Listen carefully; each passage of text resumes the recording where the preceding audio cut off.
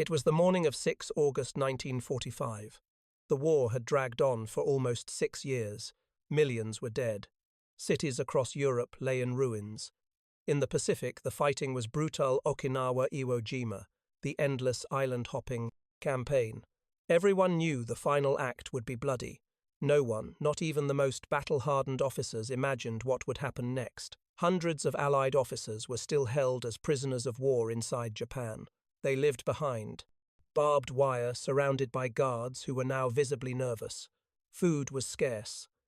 Disease and exhaustion gnawed at them, but even in captivity their minds were still sharp, searching for fragments of news from the outside world. A smuggled newspaper, a whispered rumor, a passing word from a guard. They clung to every scrap of information. Then, on that quiet morning, one of those rumors proved unlike any other. A guard brought in a Japanese newspaper with a headline that seemed impossible.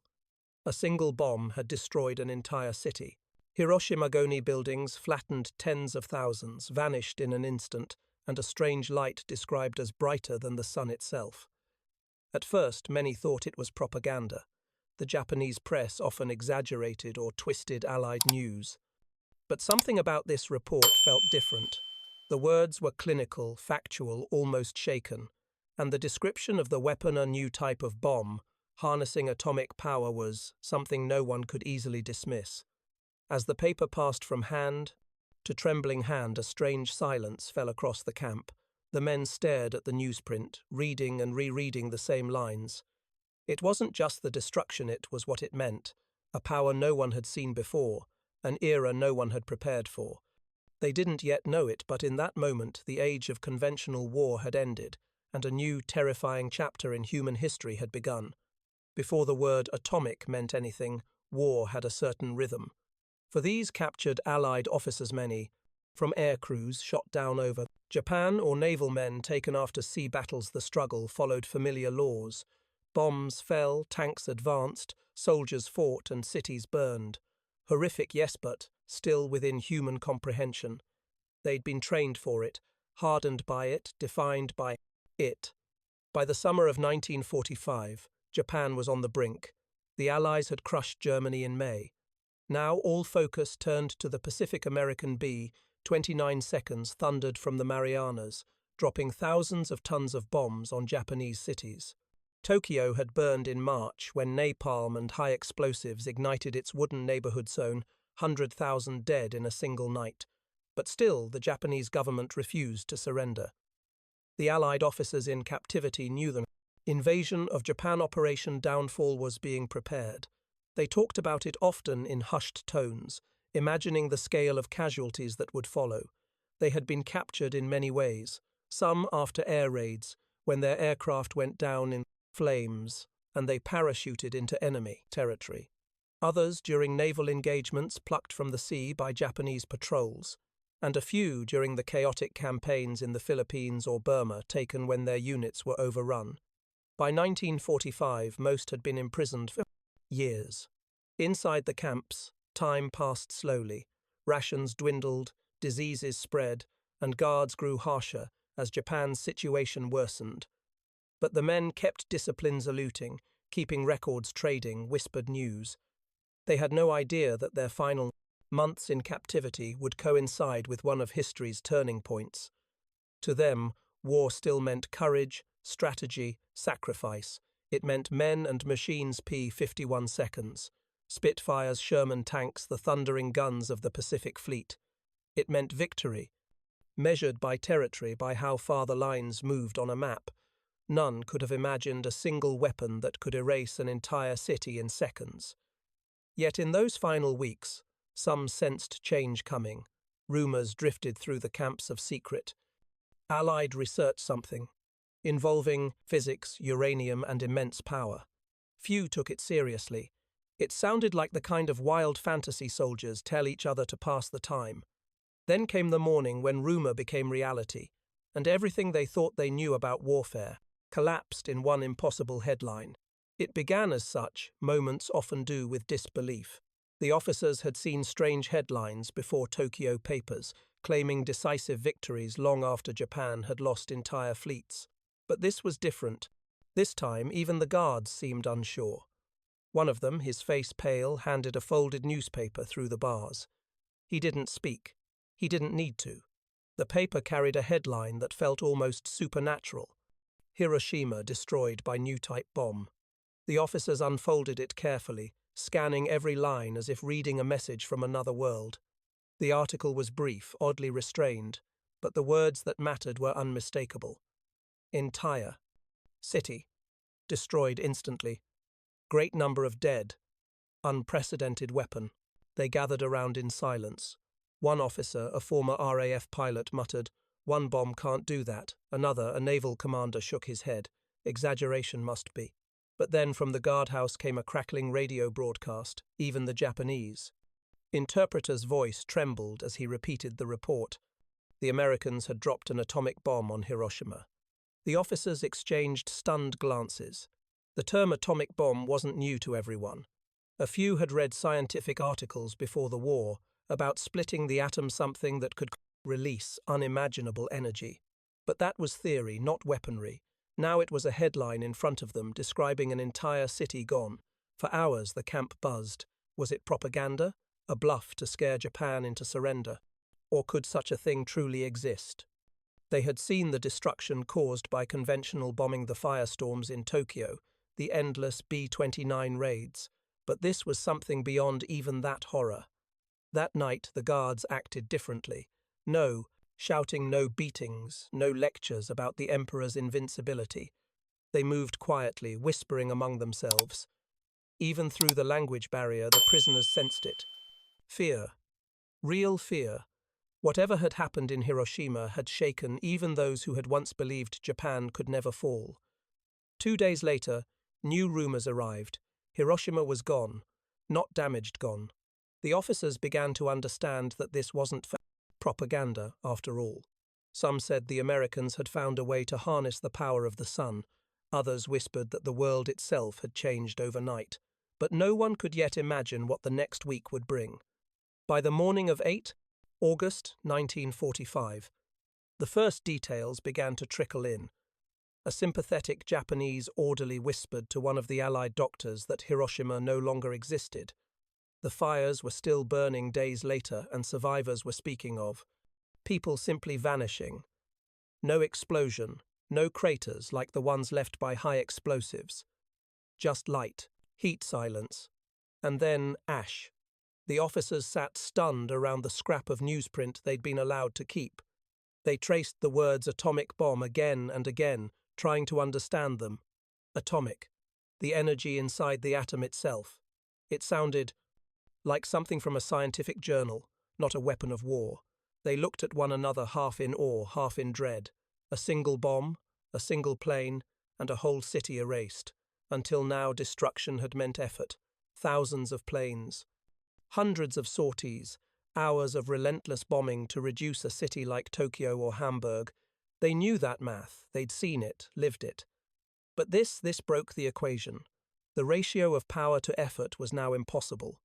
The entire logic of warfare had been rewritten in one instant.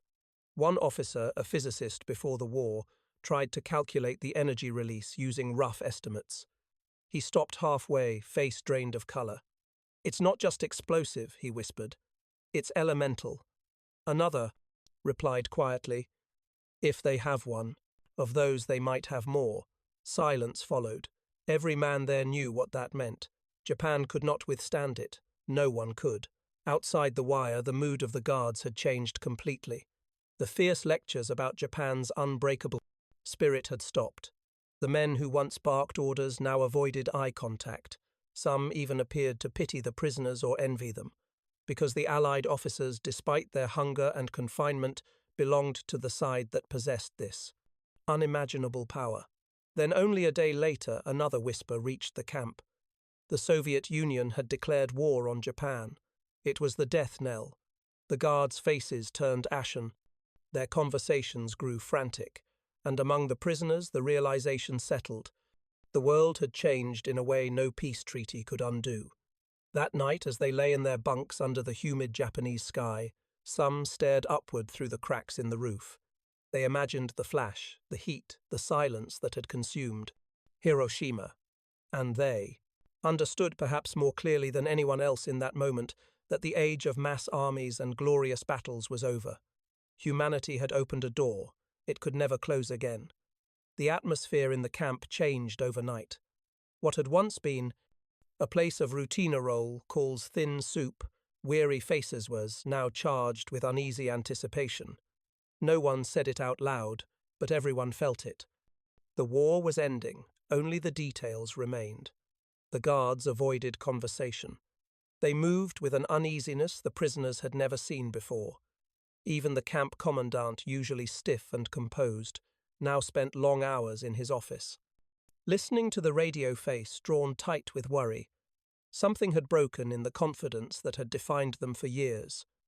The prisoners noticed every sign: softer orders, longer silences, eyes that darted toward the horizon. Among the Allied officers, the talk grew restless. Some whispered that Japan had no choice now but to surrender. Others weren't so sure after all. Japan's leaders had vowed to fight to the last man even after Tokyo burned. But this was different. This wasn't just another bomb. It was something that could end everything. Every morning the men gathered in small groups to piece together whatever information they could. A sympathetic interpreter confirmed it. Hiroshima had been destroyed by a single bomb dropped from a lone American aircraft. The weapon had unleashed energy beyond imagination, heat hotter than the surface of the sun. People had simply evaporated. The survivors were dying slowly, their skin burned and blistered by invisible radiation. No one in the camp spoke for a long time after hearing that. Some officers felt elation. It meant liberation could be days away. Others felt something darker and unease, that victory had come at too great a price. They had fought for years to end tyranny, but now mankind had discovered a weapon capable of ending itself.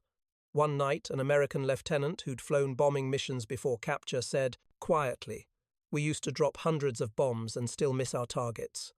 Now one does the work of a whole squadron. That's not progress. That's extinction." His words hung in the air. Even the guards outside, pacing under the lanterns, seemed subdued as if they too sensed the end was near. A few days later, whispers began again. Another city, Nagasaki, had been hit. The same kind of bomb, the same blinding light, the same annihilation. This time no one doubted the reports. Japan had been struck twice by weapons that could destroy civilization itself. The guards didn't even try to hide their despair. One of them, a young conscript who had once barked orders with arrogance, now looked at the Allied officers and muttered, "Maybe your side saved us all." Inside those fences, prisoners and captors alike were confronting the same truth. The world they had known of armies of pride, of strategy and valor was gone. Something new, something terrifying had taken its place. By 10 August 1945, the world outside their fences was dissolving into something unrecognizable. The radio, when the guards dared to turn it on, carried words that the prisoners would never forget. Japan's leadership was meeting in secret councils divided between East pounds. Surrender and defiance. The emperor himself, they whispered, had wept. That detail alone shook even the most hardened among them. The unthinkable was becoming reality. Inside the camp, the Allied officers began to debate not the if, but the what. Next, they weren't just soldiers they were witnesses to a transition in human history. For centuries, men had fought wars with swords, muskets, tanks, and bombs. Now war itself had changed species. No longer was it about armies on battlefields. It was about nations holding existence itself hostage. One British Colonel Gaunt, from years of captivity, put it plainly, "We've entered the age of annihilation. The rest of our lives will be spent trying not to use it again." He was right, though none of them knew it yet. The bomb that had ended the Second World War would define the next half-century: the Cold War, the arms race, the balance of terror. All of it was born in that instant when Hiroshima vanished from the map. But in that August heat, their thoughts weren't on geopolitics. They were on survival and the strange moral weight that came with the news. Many of these men had bombed German or Japanese cities themselves. They had justified its strategic targets, industrial centers necessary. Sacrifices. Yet this felt different. This wasn't precision or strategy. It was power beyond control, wielded by mankind for the first time. Some felt pride the weapon had saved lives, ended the war, spared an invasion that could have killed millions. Others felt guilt, a kind of survivor's shame for being on the side that unleashed it. They debated late into the night under the dim glow of candles made from melted soap. No argument won. There was no victory in a discussion about the end of the world. Meanwhile, far beyond the barbed wire, the Soviet Red Army was storming across Manchuria, crushing the remnants of the Kwantung Army. The Japanese Empire was collapsing faster than anyone expected. Even the Guards, once fanatical believers in Japan's divine mission, now looked hollow-eyed and lost. Some quietly admitted that surrender was coming. A few even apologized to the prisoners, offering small gifts, dried fish, cigarettes, anything they could spare. For the Allied officers, each day felt longer than the last. They could sense history bending in real time. Every dawn might bring their relacer another flash that erased yet another city. They realized, perhaps sooner than anyone else, that peace would no longer be a return to normal. It would be something entirely new, a fragile balance built not on victory but on fear. And yet, in that strange silence of waiting, they also felt something like awe. They were alive at the very moment humanity crossed the threshold. A threshold that separated the world of men from the world of gods. On the morning of 15 August 1945, the guards assembled the prisoners in the yard. No shouting, no rifles raised, just a strange stillness. The commandant stood before them, eyes downcast, his hands trembling slightly. A Japanese radio broadcast crackled through the camp. At first the prisoners couldn't make out the voice. Then they realized it was the Emperor himself. The words were formal, almost poetic, but their meaning pierced through the static. Japan was surrendering. The war was over. For a moment no one spoke. Some prisoners laughed from sheer disbelief. Others simply stood, frozen, trying to grasp what they had just heard. A few of the guards began to cry openly. The officers, thin and sunburned, looked at one another, alive, free, and yet overwhelmed by what victory now meant. Over the following days, the world outside began to change with dizzying speed. American planes dropped leaflets confirming the surrender. White flags appeared on rooftops. And then finally, Allied aircraft began to appear overhead, not to bomb, but to bring food and medicine. The same sound that once meant terror now meant salvation. When the gates finally opened, the officers stepped out into a nation in play. Ruins, cities, reduced to rubble, villages silent, and on the horizon a glow that still haunted the skies over Hiroshima and Nagasaki. They had survived the old world of war only to walk into the first moments of the atomic age. Some returned, home to parades and medals. Others, especially those who had been in Japanese hands, returned quietly, too changed for celebration. They had seen both sides of the human soul, its cruelty and its brilliance, the power to build and the power to obliterate. For years afterward, many of them spoke about the day they read that headline in captivity, Hiroshima Destroyed by New Type Bomb.